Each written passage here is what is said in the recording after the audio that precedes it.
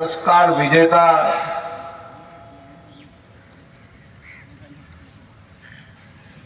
पूर्णिमा जी इस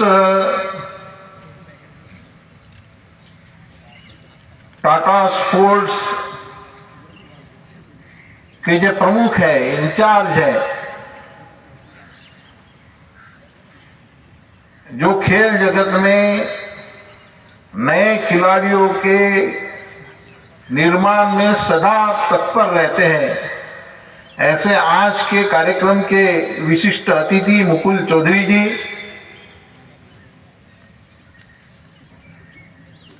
वनवासी कल्याण केंद्र झारखंड प्रदेश के महामंत्री आदरणीय रिजू जी एवं इस प्रांत के खेलकूद कार्यक्रम के स्वागत समिति के अध्यक्ष वरिष्ठ अधिवक्ता आदरणीय मुरलीधर जी, कार्यक्रम में उपस्थित जमशेदपुर के वरिष्ठ नागरिकगण, यहाँ के स्थानीय समिति के पदाधिकारी और पूरे विश्वास के साथ जीत का संकल्प लेकर इस स्पर्धा में सहभागी होने आए संपूर्ण झारखंड प्रदेश से आए खिलाड़ी, मैं मंच पर बैठे बैठे सोच रहा था, एक भारत एक समर्थ, समृद्ध, सशक्त राष्ट्र के रूप में दुनिया में जाना जाता।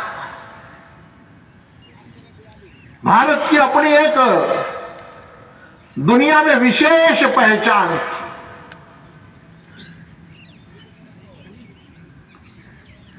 ये भारत भूमि, ये वीर प्रसूता भूमि के रूप में मानी जाती। वीर योद्धा को जन्म इस भूमि में दिया है। ये भूमि महाराणा प्रताप की भूमि है, ये भूमि छत्रपति शिवाजी महाराज की भूमि है, ये भूमि बिरसा मुंडा की भूमि है, भगवान बिरसा मुंडा जी की भूमि है, ये भूमि चंद्रशेखर आजाद की भूमि है, ये भूमि रानी झलकारी देवी की भूमि है, रानी झांसी की भूमि है, रानी दुर्गावती की भूमि है। वैसे ये भूमि मेजर ध्यानचंद जैसे हॉकी के जादूगर की भूमि भी ये भूमि रही है।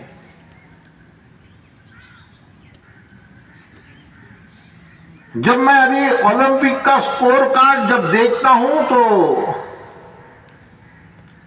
मन में कभी कभी वेदना भी होती है। अभी तो थोड़ा चित्र बदल रहा है। ओलंपिक में भी गोल्ड मेडल लेने वाले खिलाड़ी भारत से निकल रहे हैं और वो भी ऐसे गांव से ही निकल रहे हैं। तो मुझे ऐसे लगता है कि इतना समर्थ, सशक्त भारत ओलंपिक के गेम में तालिका की सूची में पहले 10 में क्यों नहीं है। तो मैं सोचता हूं, भारत ने जो आक्रमण कालखंड का दंश जो झेला है, ये आक्रमण कालखंड ने भारत की पहचान को बदल दिया। हमारे यहां कहावतें आई, वो कहावतें कहां से आई इसको भी समझने की आवश्यकता है। हमारे यहां एक कहावत है, पढ़ोगे लिखोगे तो बनोगे नवाब और खेलोगे कूदोगे तो होंगे खराब। और इसलिए खेलने के कूदने के बाद बच्चा खराब होने वाला है तो कौन माँ बाप अपने बेटे को खराब होने के लिए, खेलने के लिए मैदान में जाने देंगे। और इसलिए जब बच्चा मैदान में खेलने के लिए निकलता है तो माँ छड़ी लेकर उसके पीछे दौड़ के और उसको मार के केवल पढ़ने के लिए लगाती है। और इसलिए जा खेलने में मैदान में जाने के लिए ही माँ पिताजी से संघर्ष करना पड़े, वो देश में मेडल्स कैसे आएंगे। और ये कहावतें बदलनी पड़ेगी। इट क्रिएट्स अ नैरेटिव, और ये पूरे हार का नैरेटिव है। और इसलिए कहावत क्या होगी, तो खेलोगे कूदोगे तो बनोगे नवाब, और पढ़ोगे लुकोगे तो भी बनोगे नवाब। दोनों से नवाब ही बनेंगे, कोई खराब नहीं होगा। और इसलिए ये कहावतें बदलने की आवश्यकता है। खेल के एसोसिएशंस ने भी हमारे खेल का जगत का बड़ा नुकसान कर, और इसलिए हम बार बार एक बात कहते हैं, खेल की एसोसिएशन के अध्यक्ष के रूप में कौन होना चाहिए, तो जो खेल जगत, जो खिलाड़ी है, जो खेल ये करता है, स्वयं खेलता है, ऐसे उत्कृष्ट खिलाड़ी हमारी एसोसिएशंस के नेतृत्व पद में आना चाहिए। जब नेतृत्व पद में खिलाड़ी आएंगे तो सही मायने में खेल का वातावरण होगा, राजनीति नहीं होगी। और इसे ये वातावरण बदलने की आवश्यकता है। वर्तमान भारत सरकार ने ये वातावरण बदलने का प्रयास किया है। खेलो इंडिया के माध्यम से पूरा देश भर में जिस तरह का माहौल बना है, अभी अपने माँ पिताजी को भी लगता है कि नहीं, मेरा बेटा खेलना चाहिए। खेलो इंडिया के अंतर्गत उसको जो साल की 5 लाख रुपए छात्रवृत्ति मिलती है वो मेरे बेटे को मिलनी चाहिए। तो गांव का गरीब बच्चा भी खेलकर अगर आगे आएगा तो उसको जीने के लिए 5 लाख रुपए छात्रवृत्ति भी मिलेगी, और उसकी पूरी व्यवस्था ये सरकार करती है। और ये यहां जो खेलने के लिए आए हैं ये तो सीधे गांव के हैं। मैं पूर्णिमा जी आपको बताना चाहता हूं कि ये खिलाड़ी जो है मुकुल जी, ये खिलाड़ी कोई क्लब में खेलने वाले खिलाड़ी नहीं है, जिनके माँ पिताजी कुछ पैसे देकर क्लब में भेजेंगे और वहां वो खेलेंगे, ऐसा नहीं है। तो गांव का ही कोई अच्छा लड़का उनका कोच बन जाता है, और गांव में अपना ग्राउंड स्वयं बनाना, अपना गोल को स्वयं बनाना, अपने फुटबॉल के लिए स्वयं पैसे कलेक्ट करते हुए फुटबॉल लेना, और संघर्ष के साथ गांव के मैदान में खेलते खेलते आज ये जेआरडी टाटा स्टेडियम में खेलने का मौका उनको कल्याण केंद्र के कारण मिला है। मुझे ऐसे लगता है इसी से ये वनवासी कल्याण आश्रम ऐसा है कि भारत में ओलंपिक में लिम्बाराम जैसा पहले तीरंदाज ये वनवासी कल्याण आश्रम के खेलकूद के ही माध्यम से निकल कर आया था। कविता राउत जैसे एशिया गेम्स में एथलेट में गोल्ड मेडल लेने वाली कविता राउत ये वनवासी कल्याण आश्रम के छात्रावास में रहकर कल्याण केंद्र के खेलकूद के माध्यम से एशिया की गोल्ड मेडलिस्ट बनी। तो ये वनवासी कल्याण आश्रम डायरेक्ट ग्रासरूट में, गांव में खिलाड़ियों को खोज कर, टैलेंट को हंट करते हुए, टैलेंट को ढूंढते हुए टैलेंट को मौका देने का काम ही करता है। और इसलिए मैं जब जमशेदपुर में खेलकूद का आयोजन हो रहा था तो इधर उधर के ग्राउंड सब लोग देख रहे थे। अपने यहां के स्थानीय समिति के लोग जो थोड़े युवा है, ऐसे उत्साही है, जिनको लगता है कि नहीं वनवासी जनजाति क्षेत्र के युवा कुछ आगे आने चाहिए, तो हमारे यहाँ के ललित सिंघानिया जी हो गए या अन्य इस यहाँ के समिति के लोग हो गए, उन्होंने तय किया नहीं करेंगे तो जेआरडी टाटा स्टेडियम में ही करेंगे। हमारे कई गांव के, चतरा के गांव के अंदर का लड़का, गुमला के गांव के अंदर का लड़का, लोहरदगा के गांव के अंदर का लड़का जेआरडी टाटा स्टेडियम में जब खेलने के लिए उतरेगा तो उसका सपना जागृत होगा कि मैं देश के साथ, देश की तरफ से भी खेल सकता हूं। और इसलिए डेट बदलनी पड़ी तो भी बदलते हुए इस स्टेडियम में इस स्पर्धा का आयोजन किया गया है। और इसलिए मुझे ऐसे लगता है कि ये खेलकूद कल्याणाश्रम जो कर रहा है ये देश का चित्र बदलने के लिए है। परिवर्तन करने के लिए है, हमारी भारत की जो शक्ति है, भारत की शक्ति को जानने के लिए है।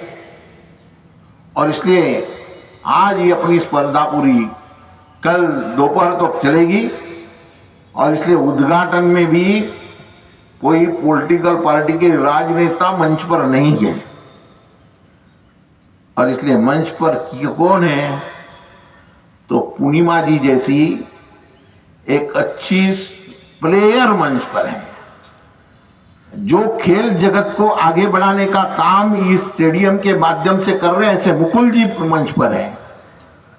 और जो वनवासी कल्याण केंद्र के माध्यम से कुछ करवाना चाह रहे हैं, ऐसे हमारे महामंत्री जी मंच पर है, मुरलीधर जी मंच पर है। और इसलिए कल्याण आश्रम का मंच ये जो है, ये मंच पे कौन बैठे हैं, इस पर मंच की शक्ति का परिचय होता है। और इसलिए कल्याण आश्रम शक्ति किसमें देखता है, तो कल्याण आश्रम शक्ति काम करने वालों में देखता है और काम करने वाले सभी मंच पर उपस्थित है, ऐसी मैं मानता हूं। तो ऐसे सभी की शुभकामना आपके साथ है। और इसलिए अभी आज से कल 2 दिन पूरा उत्सव का वातावरण यहाँ होगा। मैं जमशेदपुर महानगर के जो लोग यहाँ हैं उनको बताना भी चाहता हूँ, आप लोग भी थोड़ा लोगों को बताइए कि खिलाड़ियों का उत्साहवर्धन करने के लिए यहाँ आइए। तो यहाँ से तो टीम जीतेगी। तो 27 तारीख से 2 तारीख तक रायपुर में अखिल भारतीय खेलकूद महोत्सव का आयोजन हो रहा है, जिसमें तीरंदाजी और फुटबॉल ऐसी 2 गेम्स हो गए। और फिर वहां से अच्छा देश के लिए कुछ एक निकल कर आने वाली टीम आगे बढ़ेगी। तो मैं संपूर्ण खिलाड़ियों को शुभकामना देता हूं और विजय की कामना करता हूं। और मैं ये मानता हूं कि जो एक आध मैच में हार भी गए तो हारे ऐसी नहीं समझना है,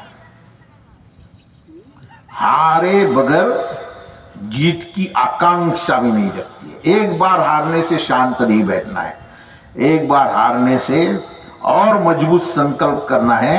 आज हो गया ठीक है, चलो हम और आगे बढ़ेंगे। तो जीत की आकांक्षा के साथ आगे बढ़ो। ये नई राष्ट्रीय शिक्षा नीति जो आई है, ये राष्ट्रीय शिक्षा नीति में पहले हमारे यहाँ क्या क्या त्रुटियां थी मैं बताता हूँ मुकुल जी। हमारे यहाँ खेल को एक्स्ट्रा करिकुलर एक्टिविटी माना जाता है, it's not a part of the curriculum.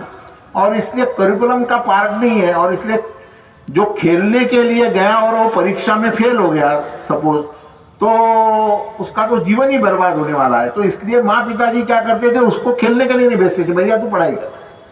नई राष्ट्रीय शिक्षा नीति में अखिल भारतीय विद्यार्थी परिषद जैसे संगठन ने डिमांड की थी कि ये एक sports and culture is not a extra curricular activity, it's a part of the curriculum. और ये राष्ट्रीय शिक्षा नीति में ये खेल को पार्ट ऑफ द करिकुलम किया गया है। और इसलिए परीक्षा के समय अभी अगर कोई खेल की मैच अगर आती है तो खिलाड़ी को खेल की मैच के बाद परीक्षा की अनुमति आने वाले समय में मिलेगी। और इसलिए खेल खेलने वाला खिलाड़ी ये पढ़ने लिखने में भी पीछे नहीं रह सकता है। और इसलिए ये खेल जगत की जो शक्ति है, ये देश में नैतिकता को स्थापित करेगी। मैं पुनः शुभकामना देता हूं और मेरे वाणी को विराम देता हूं, क्योंकि हम सब लोग खेल देखने के लिए आए हैं, इनको जीत को देखने के लिए आए। तो आप सबको खेल के आनंद के लिए शुभकामना और सभी खिलाड़ियों को शुभकामना देते हुए मैं मेरे वाणी को विराम देता हूं। धन्यवाद। बहुत बहुत धन्यवाद माननीय श्री